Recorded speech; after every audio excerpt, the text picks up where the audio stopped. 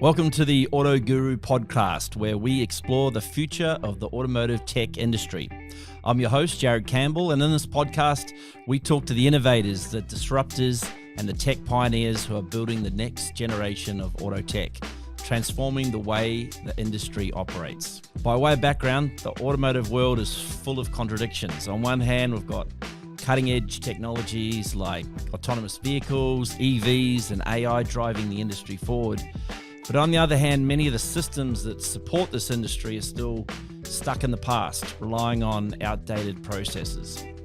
So in today's episode, we're thrilled to sit down with Shirley, the founder of AutoGuru, to discuss what his company is doing to revolutionize the maintenance approval process, bringing a digital-first approach to an area that's long overdue for innovation and disruption. So stick around as we dive into Eden's journey, the challenges of digitising an entrenched industry, and how AutoGuru is setting the pace for a new era in automotive tech. Let's jump right in. Eden, how are you? I'm well. Awesome. Great to have you on the podcast, as I said. And to get straight into it, let me ask, tell us about the inspiration behind AutoGuru. What were the problems you were trying to solve when you first started out exactly? Look, I get asked that question a little bit, how did we come up with the idea? What was the inspiration for kicking it off? And it was a fairly basic, need. I'd come from Melbourne up to the Gold Coast. I was working in the digital space, so I had an agency. I knew a lot about technology and how to build websites and that sort of stuff. And we were building really big tourism sites, the largest of which was Mantra, that was later acquired by Accor. And so I'd come out of that world and I'd moved to the Gold Coast. And, you've just got to reconnect yourself with everything from a dentist to a mechanic and everything in between. And, I didn't know that much about mechanics back then. We're talking over 10 years ago now. And it just seemed to be one of those categories where, you could ring 3 different mechanics and get 3 different prices for exactly the same job. And I thought to myself, there's got to be a better way. Like, surely there's some structure to it. The job takes as long as it takes. The parts cost what they cost. Sure, there's variations in each workshop, but fundamentally it felt like a really structured thing. So I did a little bit of research. I started to understand the space. I realized that you could get the data and the information from the manufacturers about all the tasks that needed to happen and how long they take. And then I set about sourcing all the parts and met the distributors and all of a sudden knew what they cost. And so we were able to create a true e-commerce experience. What I didn't want to do is to create a lead gen site, where you go to a website and you put in your job and you shoot it off into the ether and you hope, you get a response, and you don't get one response, you get 50,000 responses, and, the process is a bit overwhelming. So I wanted to be able to calculate a price on the day and, at the time, at real time. So we just, once we knew how long every job took and how much the parts costs, we were able to go to a workshop and just say, what's your hourly rate and what's your markup on parts? And bang, we can calculate the cost of any car service and repair in real time. And so we obviously put that into a website to help mere mortals like myself understand what a car service costs. And there's a lot of us out there that don't know what goes on with a No, mechanic absolutely. and what it costs. So it makes total sense. And so how long ago was that? Look, the site was originally created before 2014. We sort of bootstrapped it out of the back of an agency. And it had, it was really basic back then. But in late 2014, so pretty much 2015, we raised our first seed capital and then put together the team that you see, in the business today. There's quite a few founding members that are still there. So I would say that we're a 10-year-old funded. And, slightly longer than that, unfunded. Yep. Or bootstrapped. And based on the Gold Coast. Based on the Gold Coast, yeah. What a place to be based. Yeah, look, I mean, it is incredible. It was, I miss Melbourne a lot when I first moved up, but the Gold Coast has really matured as a city. There's a lot of Sydney and Melbourne vibe here. There's a lot of technology. the place is booming. You know, Yeah. property's just gone bananas. The beaches are incredible. I mean, I've traveled a lot, you know, in my time, and I always attract to tropical destinations. I can guarantee you there are not beaches like the Gold Coast. You know, maybe the Whitsundays has got a pretty good one. No, it's just so great, isn't it, here? And in terms of retaining talent, that all helps, doesn't it? You know. And, Yeah. Look, you know, if you can offer something incredible in a beautiful location, you know, you're ticking two boxes. Yeah. You know, job satisfaction and, you know, work-life balance. Yeah. So, talking about the automotive industry, because that's what this podcast is about, we know it's full of cutting edge technology on one side, and you know there's talk of how AI is going to disrupt the industry, and of course we've got autonomous vehicles and what they're going to do. So we've got all this amazing technology on that side, but on the other side, there's so many outdated systems. What's been the biggest challenge in bringing a modern digital solution to what is really a bit of an old-fashioned industry? Yeah, that's such a good question. You know, how do you digitally transform an industry that's not online? So the fundamental reason that the automotive service and repair industry is not digitized is because, you know, vehicles used to be a lot more basic, firstly. And, you know, a mechanic, you know, was a trade. You know, they understood engines. You know, they had this fantastic knowledge in their minds. You know, they could recite, you know, the cost of a Holden Tirana service, you know, off the back of their head. I think as vehicles became more challenging, you know, they've become technicians, you know, so now they've got this incredible, you know, I have massive admiration for the level of skill and the constant training that an automotive technician has to have and retain and continue to invest in. And so they put a lot of their energy into, you know, understanding the cars and solving those problems. But the technologist space, you know, particularly the aftermarket, I think the OEMs and the dealers, you know, there's a lot more investment in that category. Yeah. And so they've had, you know, really good data systems for a little while. But in the aftermarket, because it's so fragmented, do you know what I mean? There aren't, like, the largest aftermarket group, and in fact, even the largest dealer group, you know, they've got, there's no party that has over 10% share. Yeah. The largest players have 2 to 3%. There are literally, I think, 25 to 30,000 service providers in Australia, the majority of which are independent. So, you know, you've got your dealer groups, you've got your large tier one groups like your MyCars and your Bridgestones, and then you've got literally thousands of these independent businesses. Yeah. And all of those businesses don't have consistent tools that they use. So there isn't a single garage management system that's probably got over, you know, let's say definitely not over 5,000, but you know, small, there's 3 or 4 of them that are noteworthy. In the dealer side, there are a couple of big DMSs, which is a dealer management system, that do have the ability to quote services using data and those sort of things.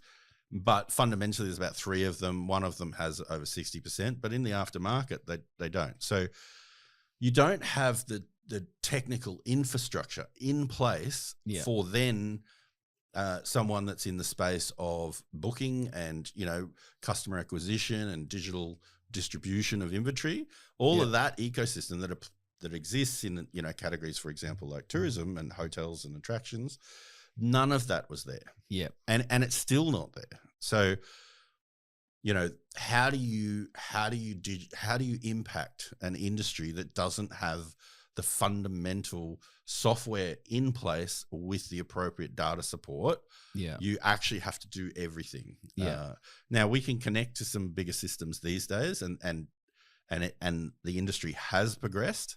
It's now starting to move. We're starting to see, you know, convergence of data sources and APIs that can interact, but fundamentally we're still at the very early stages. Yeah, that's really interesting. Many of the listeners might not realize just how complex and yet outdated that maintenance approval process really can be. Can you walk us through what it looked like before AutoGuru, and then maybe how the platform's changed and what it'll look like in the future, you know, just to talk us through what it looked like to today and beyond? So as far as the market, its history versus now, and, to be honest, my numbers here will be a bit out of date because I haven't done this research since the influx of Chinese manufacturers. But Australia has always had over 50 different brands that you can purchase in market. So we've got one of the most saturated markets as far as brand types and options. And then in our platform, we've clocked over 36,000 individual model types.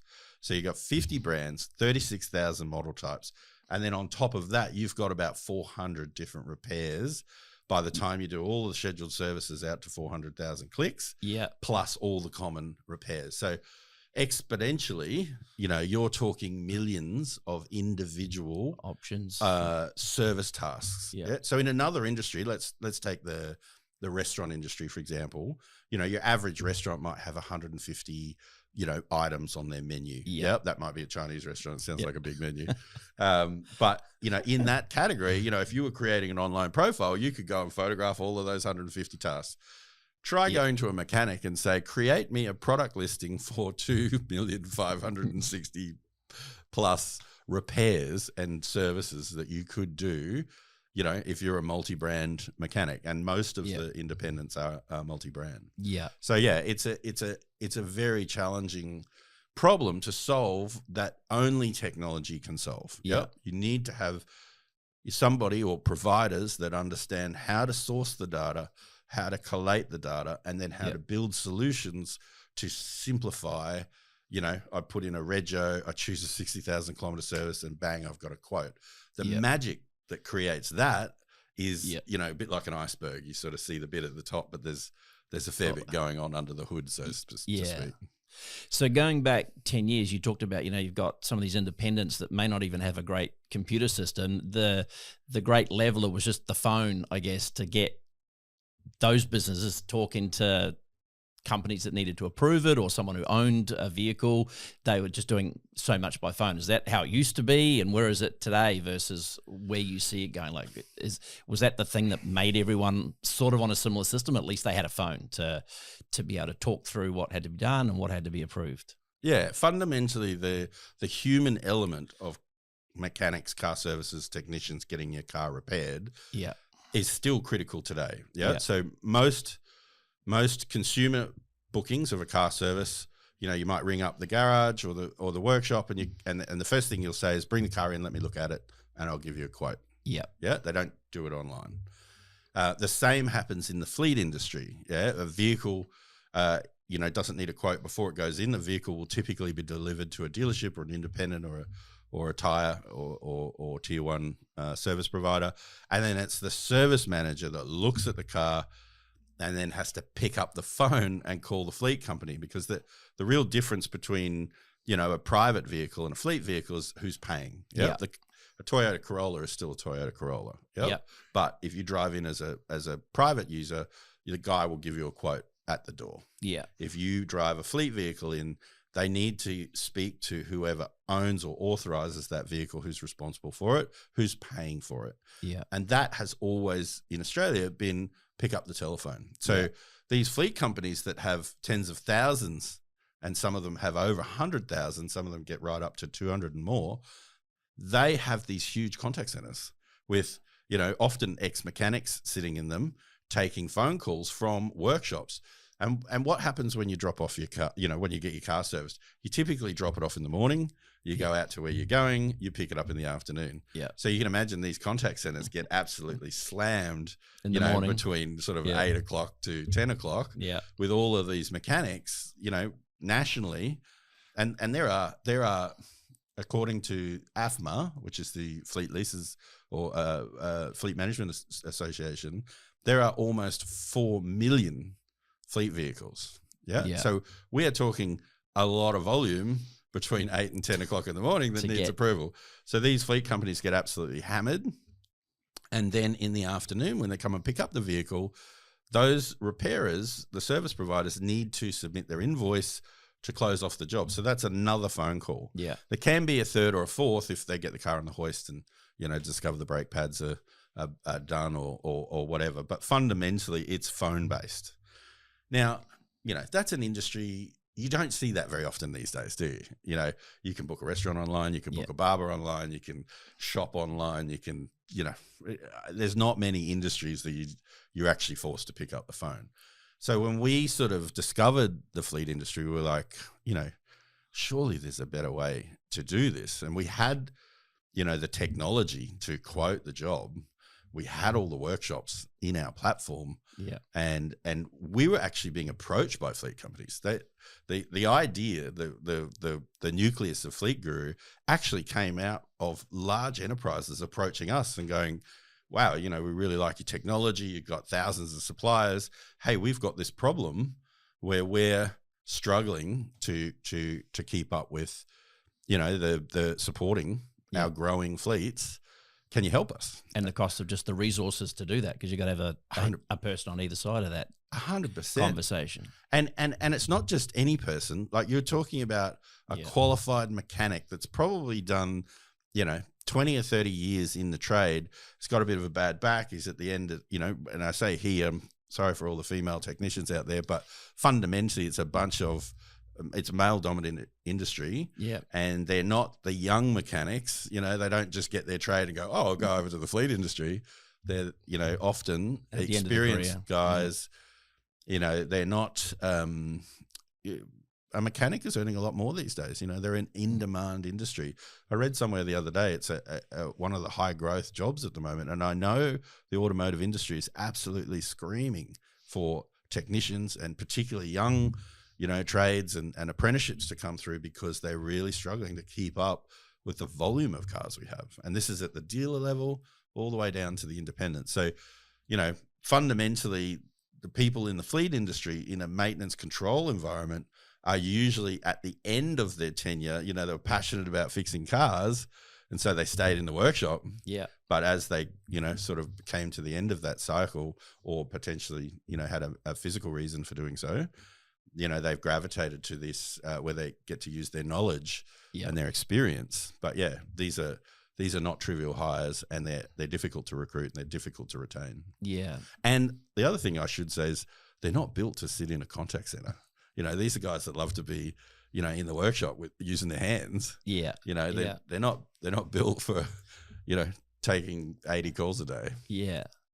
So how does your technology complement that skill that they've still got? Because there's still a need for that scrutiny piece to be able to, you know, take the information that's coming in now digital form and adding that expertise to be able to approve the right things and get the right things done. Like how does your technology sort of support those guys and provide a better mechanism for just the whole process than what existed when you started 10 years ago? You just got two guys debating over the phone. Yeah, look, and this is such an important question, because everybody worries about digital innovation. Yeah. How is a digital revolution going to impact my trade or my career or my job? Yeah. So the first thing that happened, the first task to digitize this actually starts at the workshop. So the vehicle comes in, and the service manager, instead of picking up the phone, can just log into Fleet Guru and generate a quote. Yep. And it's generated a quote using consistent data, agreed, you know, rates. The service manager can get it done real fast. They don't have to muck around with it too much. They click a button, boom, they're off doing whatever they need to do next. Yeah. And in fact, they will often put in 4 or 5 jobs and then walk away. And, you know, I don't know if you've ever been in a dealership, but they're busy in the mornings. The service manager, you know, is in hot demand. For sure. It's always difficult to call a workshop, like particularly a dealership in the mornings. So the service manager comes in, gets all the quotes, submits it, comes through to the fleet controller. Instead of, you know, being on the phone, click, click, click, they get a nice stream of jobs coming through. They can look at each job and they can go, yes, approved. They can go, no, it needs changes, edit it and send it back. Yeah. They can decline it, or they can push it to someone else to be approved. All of that without a phone call, all of that in their own time. You know, when you're getting a call, you can't do other things. Yeah. You're on the phone. You've got to concentrate on what's being said. When you're looking at a job, and not all jobs get approved straight away. You know, you might open a job and say, oh, that's a bit complicated. I need to ask a few questions. Somebody else hits you with something. You know, we know what we're like when we work on our desktops. You can have 3 or 4 browsers open, have multiple things going on. So it gives them the flexibility to work more dynamically, more manage multiple things at the same time, not have to be completely sucked down the rabbit hole because there's a call and, somebody on the other end that wants to get off the phone quickly. There's always a little bit of tension between fleet controllers and workshops. They're there to keep each other honest. Is probably the nice way to put that. Understating the tension that's existed over the years in that space. Yeah, 100%. But what is interesting about the data piece is that we can analyze those jobs coming through. And let's face it, let's say you're doing 100 jobs in a day. There's going to be 80% of them, or maybe even 50%, if I'm being conservative. Depends on whether you're running a truck, a heavy commercial fleet, or you're just, running a novated fleet. Novated being, passenger vehicles that are being driven by civilians, up to full hardcore commercial vehicles that, have health and safety and chain of responsibility concerns. So those jobs come in. Some of them are basic jobs, like a cap price service, a Toyota cap price service. We know exactly what that costs. We can look at the vehicle and go, we haven't done one of those before. We haven't seen the vehicle for 3 months or maybe 4 months. Does a human being really need to approve that? We know the price. It's come from Toyota. Yep, a computer can tick that off. So great. Yep. For the fleet controller, that gives them more time to focus on the important jobs, the ones that have got a couple of things that look potentially wrong. And in fact, the data can, or the maintenance engine that we've developed can flag the things that they need to look. And then they do need to have a conversation. There's still human beings involved in this transaction. So we will find that the fleet controller will often call the service manager. Yeah, we can tee it up that they can do that through the system, or they can just do that through their own system. But, they've all of a sudden, we've taken away the noise and they can concentrate on what their expertise. In this particular case, I think that that AI or data analysis or what we would call machine learning algorithms, is just probably more a better description. That sort of stuff can take away the repetitive, grind. The stuff that you just like tick and flick, tick and flick, tick and flick. Where there's no value being added, really. There's no value being added. It has to be approved by the fleet company. It's not just a free for all, spend what you like and send me a bill. But fundamentally, it's repetitive and it's boring. These fleet controllers who let's face it, there are older guys that, the problem with this industry, we've got a bunch of really talented, knowledgeable technicians retiring. And it's one of the biggest challenges in this industry is how do we hold on to them for longer? But fundamentally, if you can give them more interesting and stimulating challenges that actually flexes their skill, then they're going to be a lot happier. Do you know what I mean? And they're not getting hammered by the calls. So the digital innovation piece from a work satisfaction perspective is fantastic. From a fleet manager, from the FMO's perspective, you're getting greater efficiency, you're getting greater consistency on pricing, and you get a greater transparency. And then all of that can pump out into these, Power BI reports that gives you, real visibility on what's going on. So your data and data integrity is the secret to, business efficiency these days. And so digitising the whole experience, there's a lot of different ways when you're keying stuff in or you're talking over the phone. No wonder there's lots of disputes. You've got two people having a conversation, keying in the data into two different systems. So by simplifying that, by structuring it, we're getting huge efficiency gains. And for the repairer, the win is faster approval and faster payment. At the end of the day, they can, sitting on the phone, whether it's a 5-minute wait or a 40-minute wait, which, at the extreme end does happen, nobody likes to wait. Australians are completely intolerant of it. It's like, come on. As soon as you see a queue, you're just not happy. So a lot of these repairers really don't like having to call fleet companies. And a lot of repairers, particularly in regional areas, say, I won't work with them. It's too hard. I have to wait on the phone. I have to argue about the price. I don't get paid for a long time. Like the real benefit of this platform is that you can get your work done, submit, you can go back to it, 20 minutes later, they'll probably be approved well before that, but get your approvals, get the jobs done, get the cars on the hoist, and then put your invoice in you don't have to call the fleet company. Yeah. You know, and we're seeing numbers as high as 75% of jobs going through without change.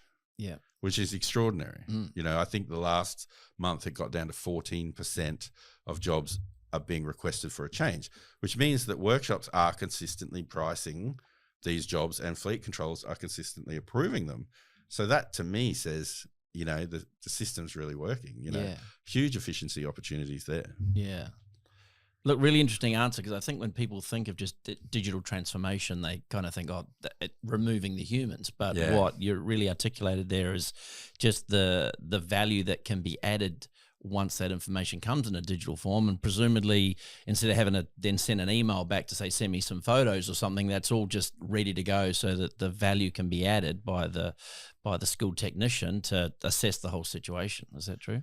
Yeah, it's really important, and I think a lot of people forget this. When you're developing software, often you're developing it for humans. Yeah, people forget the human element. I know that, you know, there's obviously technology out there that, you know, is talking to autonomous vehicles or humanoid robots these days. So that's a new concept. But fundamentally, we've always built software for humans. There are definitely human users in here, and you know, there has to be, you know, these companies that are carrying these big books of vehicles have hundreds of millions of dollars invested in these assets. Yeah. They carry significant, you know, compliance obligations, you know, risk and financial sort of value. So they do need to monitor what they're spending, and they're often managing significant supplier networks. You know, the average FMO can have 4,000 to 6,000 service providers. You know, the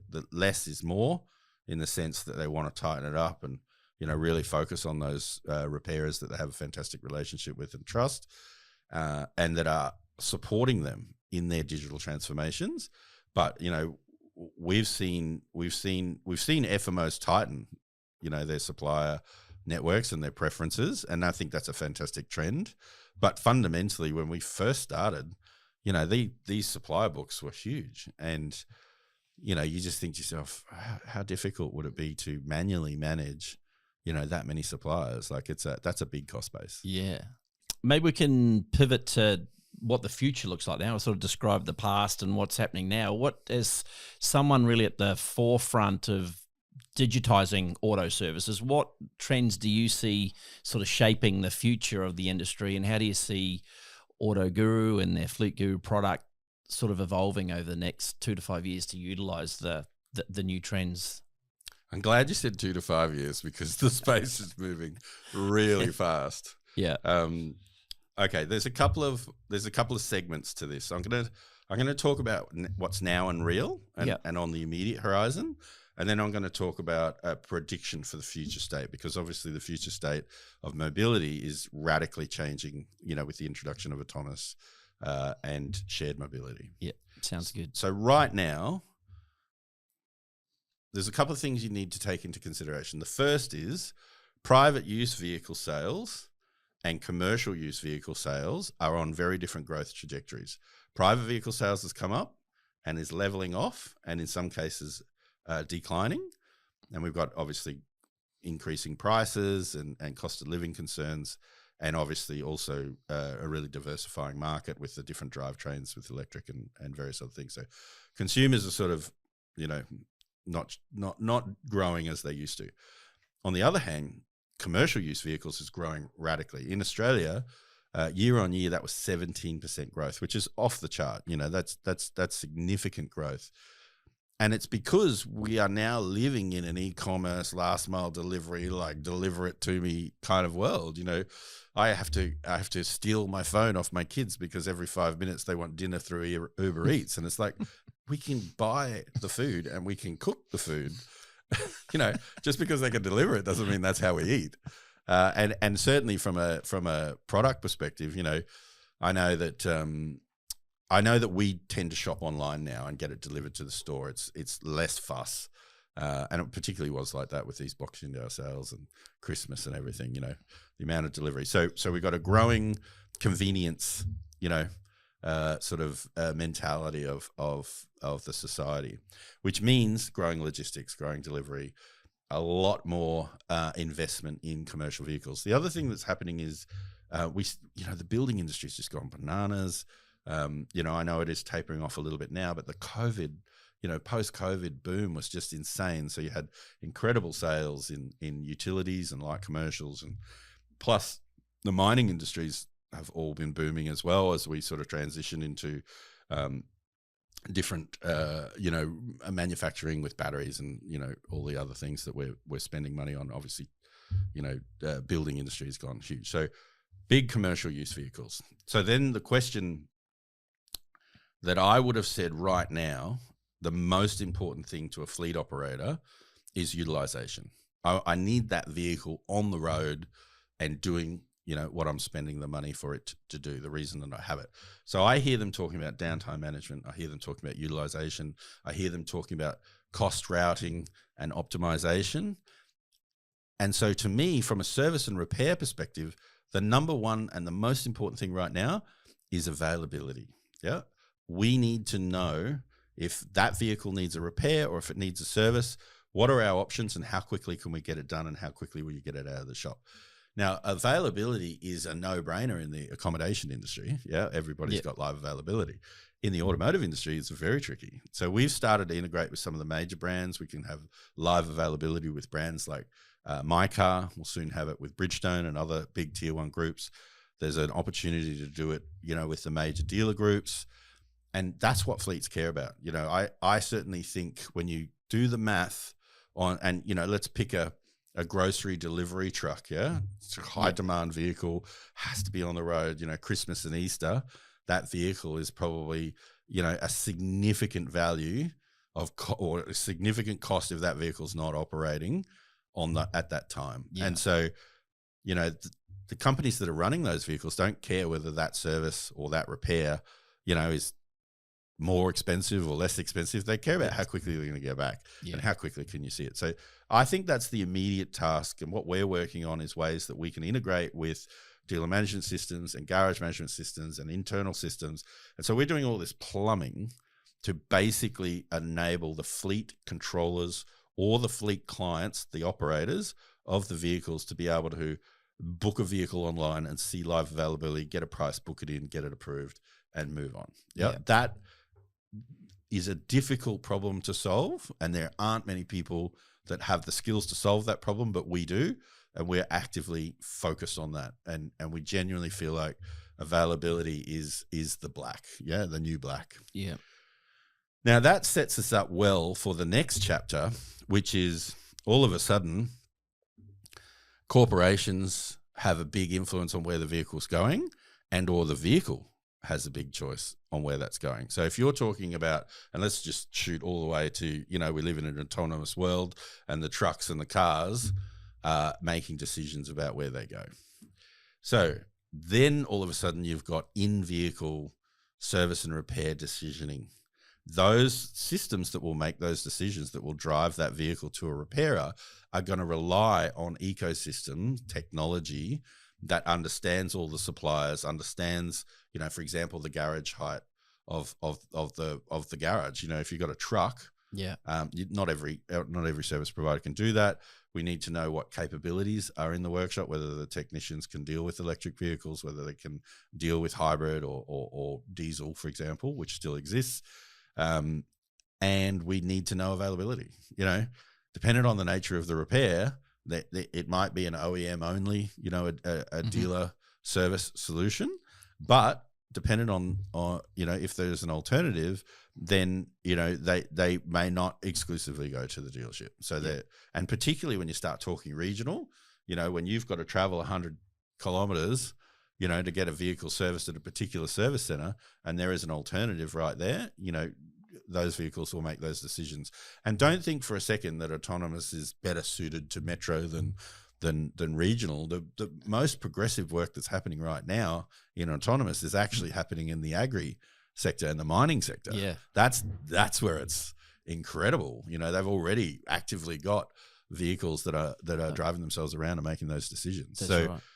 in fact, the metro solution is actually the more difficult one. Yeah. So, yeah, I really think that availability and connected, systems that can help either a human or a company or a vehicle make a decision about where to go for that repair. Fundamentally, that's the problem we're solving. Yeah. We're building that ecosystem out. And, we're a market leader in that perspective. And laying down a base layer that will enable these things to sit above that now, so that future technology can be applied to it. Because without that, you can't deploy some of this technology that we know is in the pipe. 100%. Yeah. And when you have that technology and you have that base, the amount of partnerships and opportunities that are coming at us now, because we've got 13,000 repairers, because we've got live availability across a bunch of them, because we know their pricing, and we have consistent and market leading pricing, and we have the data to analyze, whether you're on, you're within that range or not. Companies are starting to come to us and go, wow, there's a lot of value here. How do we plug that into our system? And our ethos is not to control, but to integrate and to share. So we share data, and we don't share personal data. We don't collect any personal data. We don't deal with the driver. We very rarely know, who's driving the vehicle. We'll know the number plate of the vehicle, and we'll know the history of the vehicle. But fundamentally, our lens is one where we can collaborate with companies and put data into their internal systems. They typically will own the vehicle or have a relationship with the vehicle, whether it's through an FMO and a company. So we're not sharing data with, disparate third parties that don't have the right.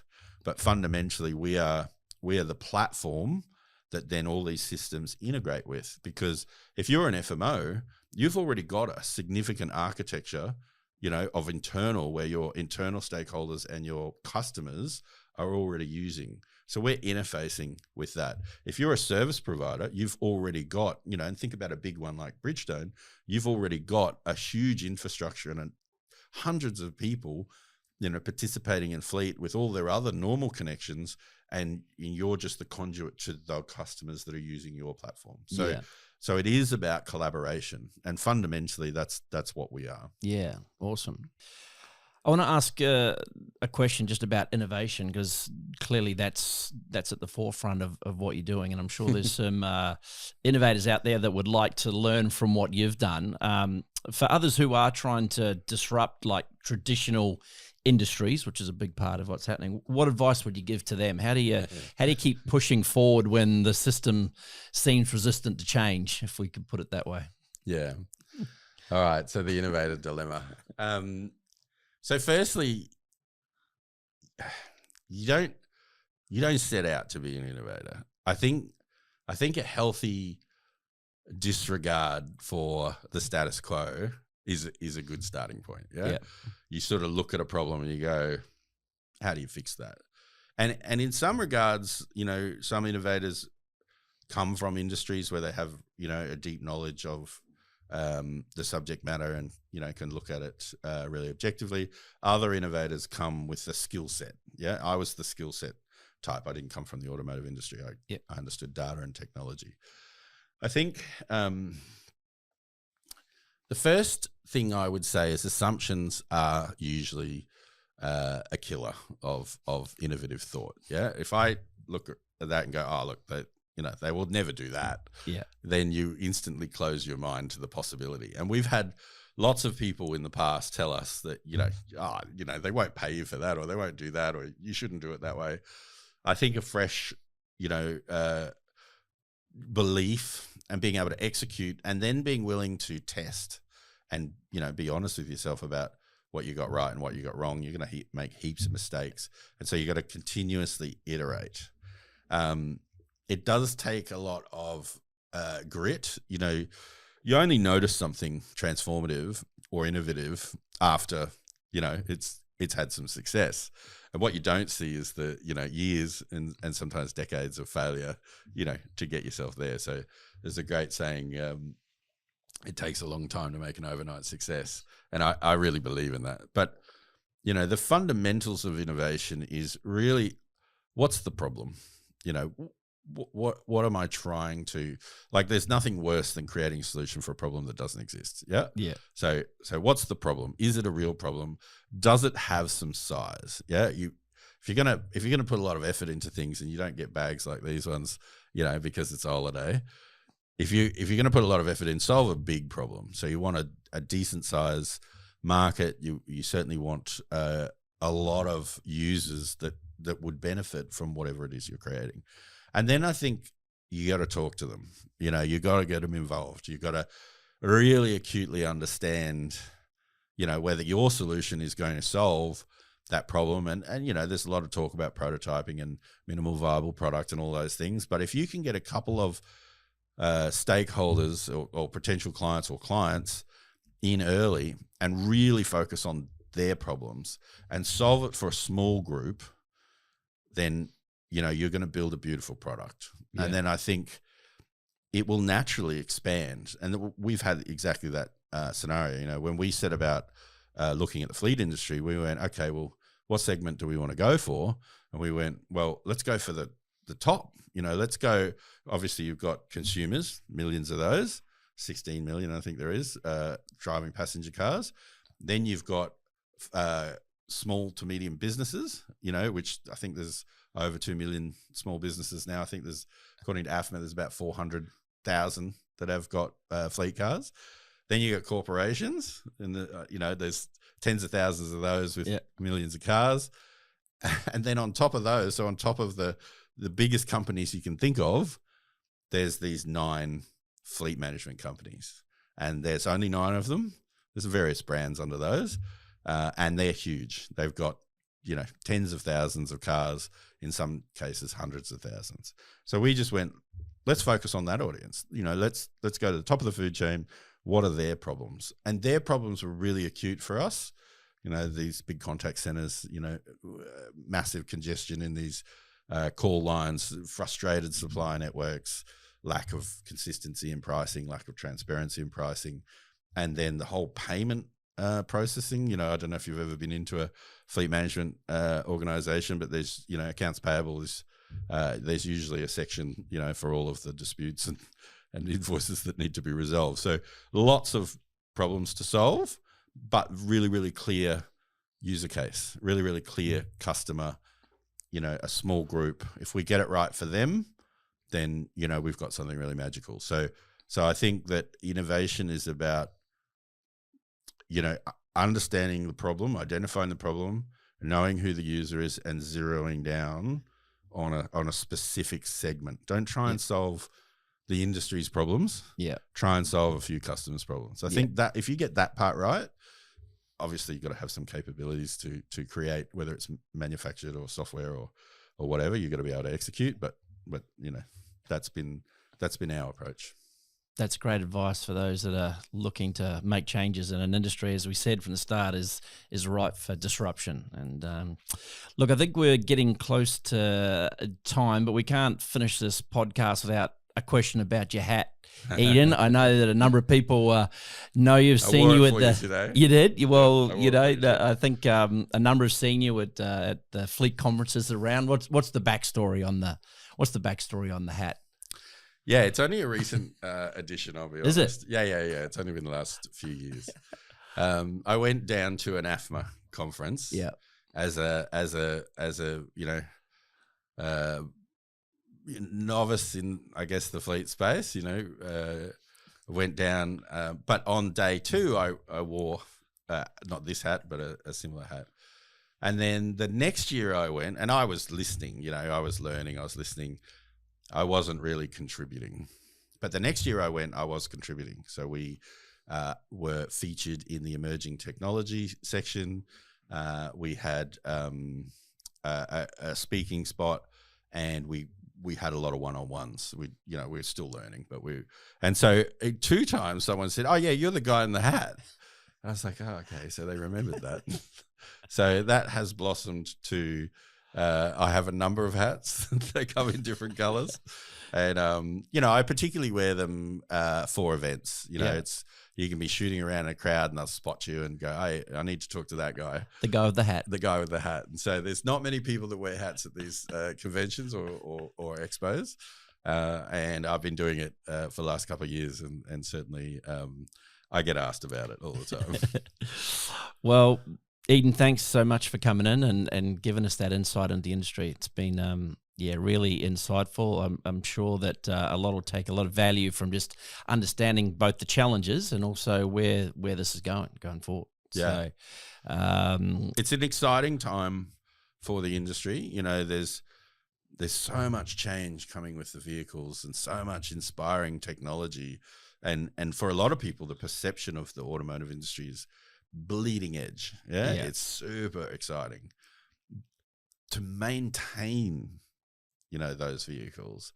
There are literally tens of thousands, if not hundreds of thousands of people that are involved in that supply chain. Yeah. Whether you're talking about a fleet company or a company operating a vehicle or a bank or a service provider or a parts provider or what, that collision of, hundreds of thousands of people is an exciting challenge, but it's a behind the scenes, kind of challenge. It's a connectivity challenge.